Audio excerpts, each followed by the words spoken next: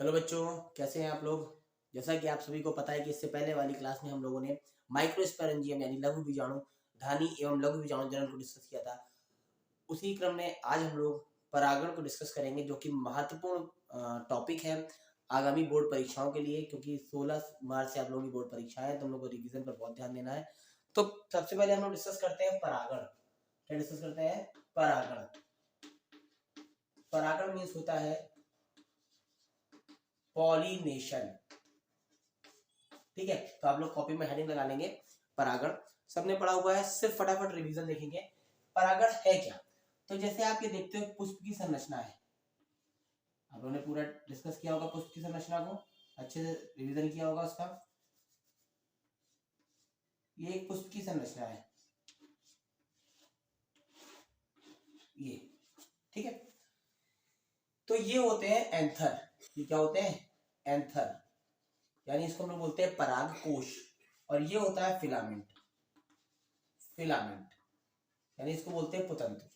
अब क्या होता है, हमें पता है एंथर के अंदर क्या होते हैं, छोटे छोटे परागकण होते हैं। एंथर के अंदर छोटे छोटे पॉलन ग्रेन होते हैं। ठीक, ये पॉलन ग्रेन क्या होते हैं, जब यहां से ट्रांसफर होकर किस पर पहुंचते हैं? स्टिग्मा यानी वर्तिकाग्र पर पहुंचते हैं। जब ये ट्रांसफर होकर स्टिग्मा यानी वर्तिकाग्र पर पहुंचते हैं, तो दिस प्रोसेस कॉल्ड पॉलिनेशन। तो इस प्रक्रिया को हम लोग परागण कहते हैं, है ना। सीधी सी बात है, transfer the pollen grain from anther to stigma is called pollination. यानी परागकणों का पराग कोश से निकलकर कहां तक पहुंचना? वर्तिकाग्र तक पहुंचना परागण कहलाता है। ठीक है, तो फटाफट हम लोग इसकी डेफिनेशन लिखते हैं। डेफिनेशन क्या है? डेफिनेशन देखते हैं हम लोग, है ना। परागकणों का परागकणों का परागकणों का पराग कोश से वर्तिकाग्र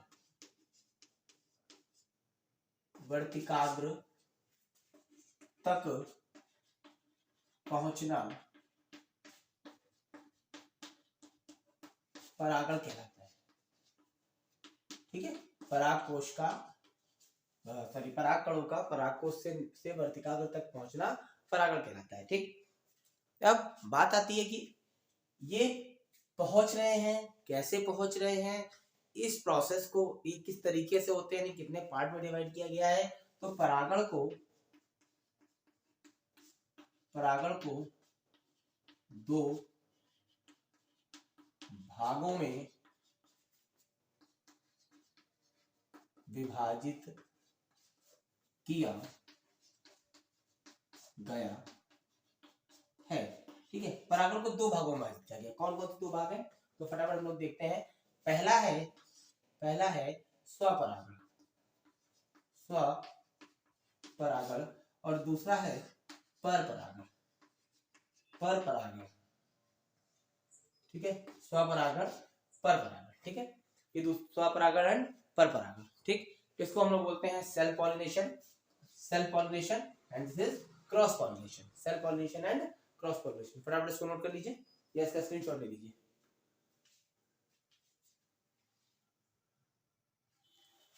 ठीक है, तो अब हम लोग डिस्कस करते हैं कि ये स्वपरागण क्या है और ये परपरागण क्या है।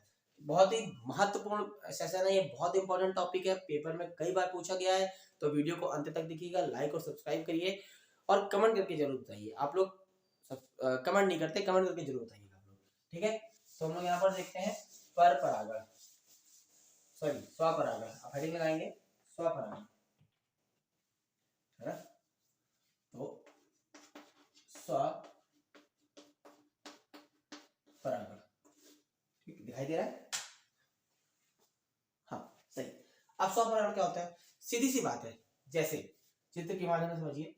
ये एक फ्लावर है, सॉरी प्लांट है, उसमें ये एक फ्लावर है और ये एक फ्लावर है। ठीक, और ये लीव्स है यहाँ पर इस तरीके से।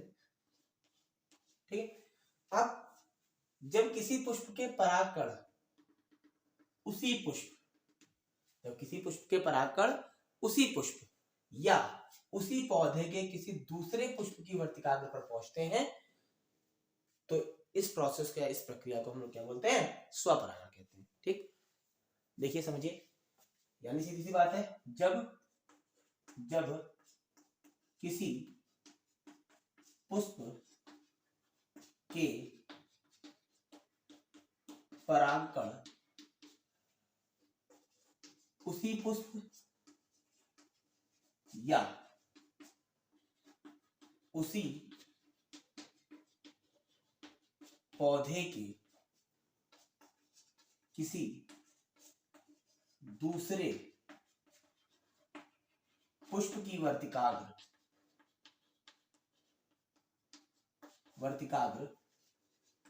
पर गिरते हैं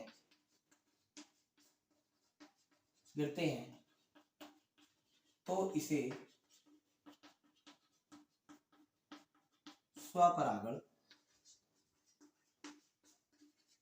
कहते हैं। ठीक है, यानी जब किसी पुष्प के परागकण उसी पुष्प या उसी पौधे के किसी दूसरे पुष्प की वर्तिकाग्र पर गिरते हैं तो यह प्रक्रिया क्या कहलाती है? यह प्रक्रिया कहलाती है परपरागण। देख लीजिए, इसको नोट कर लीजिए। ठीक, अब देखो, अगर हम बात करते हैं परपरागण के लिए, तो परपरागण के लिए एक कंडीशन, सॉरी, स्वपरागण की कंडीशन आती है। ठीक है ना, इसके लिए पुष्प का द्विलिंगी या एकलिंगी होना आवश्यक है। यानी हम कह सकते हैं कि स्वपरागण द्विलिंगी पुष्प में भी हो सकता है और एकलिंगी पुष्प में भी हो सकता है। द्विलिंगी तब है जब उसी के परागकण उसी पुष्प पर गिर रहे हैं तो ये द्विलिंगी हो गया, और जब उसी पुष्प के परागकण उसी पौधे के किसी अन्य पुष्प की वर्तिकाग्र पर गिर रहे हैं तो ये एकलिंगी हो जाएंगे। द्विलिंगी और एकलिंगी दोनों प्रकार के पुष्पों में प्रक्रिया करी जा सकती है। ठीक है, अब बात करते हैं कि स्वपरागण कितने प्रकार का होता है। स्वपरागण के भी प्रकार होते हैं। तो यह निम्न प्रकार का होता है। स्वपरागण क्या है? निम्न प्रकार का होता है। फटाफट इसका स्क्रीनशॉट लीजिए या इसको नोट कर लीजिए।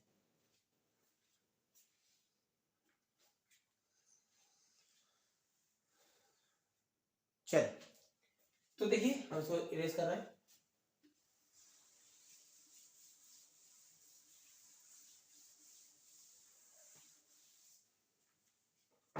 हम पढ़ेंगे स्वपरागण के प्रकार।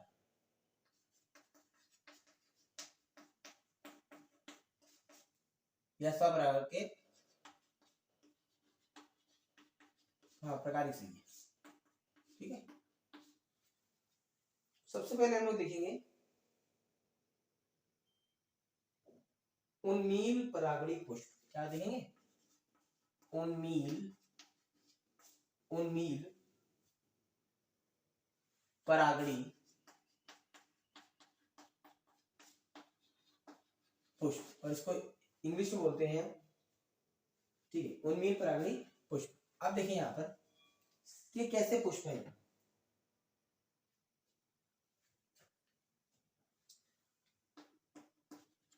ये पुष्प कैसे होते हैं? ये सामान्य पुष्पों की तरह होते हैं। परिपक्वन के बाद इनके परागकोश और वर्तिकाग्र अनावृत हो जाते हैं। ठीक है, तो लिख लेते हैं, ये पुष्प अन्य पुष्पों की तरह, यह पुष्प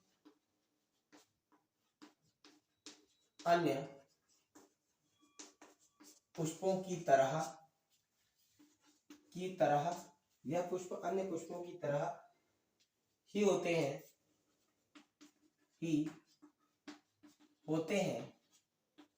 इनके परागकोश व वर्तिकाग्र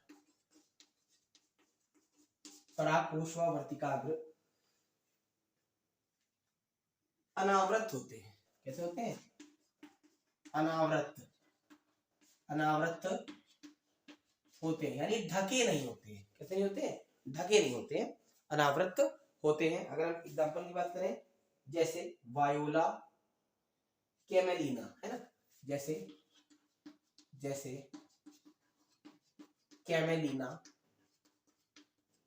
या वायोला। ठीक है, ये सारे अनावृत का मतलब खिल जाते, खुल जाते हैं। इनके परागकोश, जैसे आप देख लीजिए कुछ जैसे हम मूंगफली की बात करते हैं, मूंगफली के पुष्प क्या होते हैं, जमीन के अंदर होते हैं जमीन के अंदर होने पर वो कभी खिलते नहीं होंगे, क्योंकि जमीन के अंदर कैसे खिलेंगे, उनको बोलते हैं अनुन्मील्य परागणी पुष्प। लेकिन उन्मील्य परागणी पुष्प क्या है, जो क्या होते हैं, खिल जाते हैं, इनके परागकोश और वर्तिकाग्र अनावृत नहीं, ढके नहीं होते, खुले रहते हैं, उनको क्या बोलते हैं, उन्मील्य परागणी पुष्प। यानी अन्य पुष्पों की तरह ही होते हैं, उनके परागकोश और वर्तिकाग्र सदैव अनावृत होते हैं, ठीक, कब, परिपक्व होने के बाद। अब इसके बाद दूसरा क्या है, इसी में दूसरा है अनुन्मील्य परागणी पुष्प, अनुन्मील्य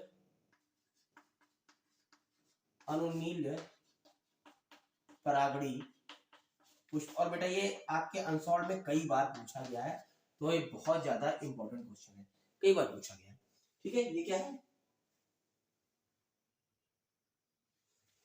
यह पुष्प या इस प्रकार के पुष्प, इस प्रकार के पुष्प, इस प्रकार के पुष्प कभी भी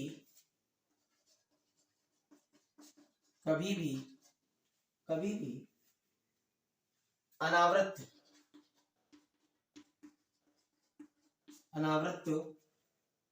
नहीं होते,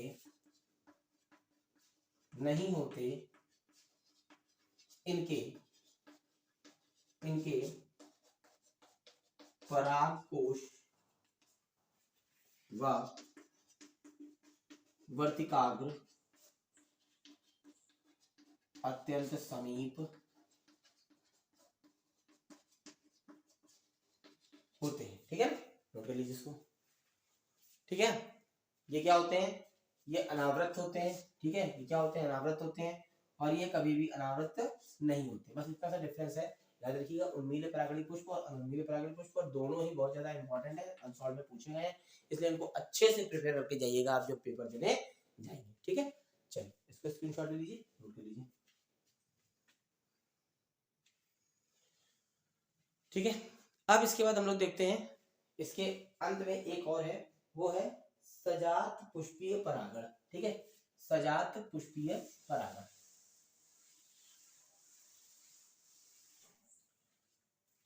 अब देखेंगे सजात पुष्पीय परागण। तो सजात पुष्पीय परागण क्या होता है, इस अवस्था में पुष्प के परागकण उसी पौधे के किसी दूसरे पुष्प की वर्तिका पर गिर जाते हैं। यानी इस अवस्था में क्या होता है, किसी पुष्प के परागकण उसी पौधे के किसी दूसरे पुष्प की वर्तिका पर गिर जाते हैं, तो इस प्रकार को बोलते हैं सजात पुष्पीय परागण, ठीक है। चलिए इसका स्क्रीनशॉट लीजिए, नोट कर लीजिए। इसके हम लोग स्टार्ट करते हैं पर परागण, है ना, पर परागण। चलिए पर परागण,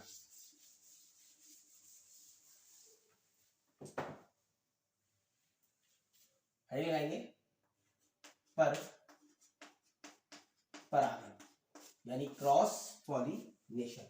अब क्रॉस पॉलिनेशन क्या है, सीधी सी बात है, क्रॉस पॉलिनेशन क्या होता है, किसी पुष्प के परागकण उसी जाति के किसी दूसरे पुष्प की वर्तिका पर गिरते हैं, है ना, लिख लेंगे, किसी पुष्प के परागकण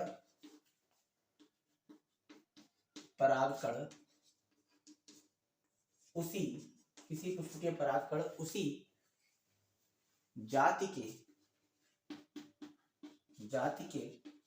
किसी दूसरे पुष्प की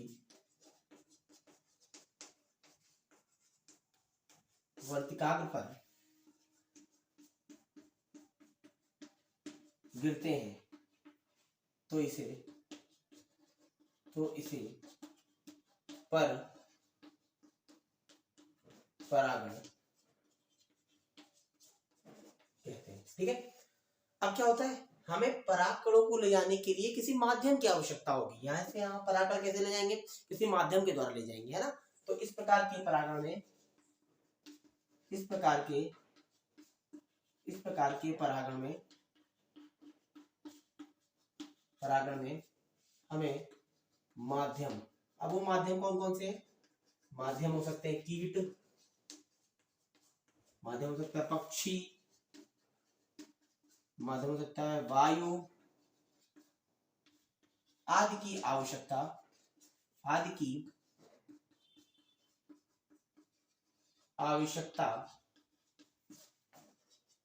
होती है, आदि की आवश्यकता होती है।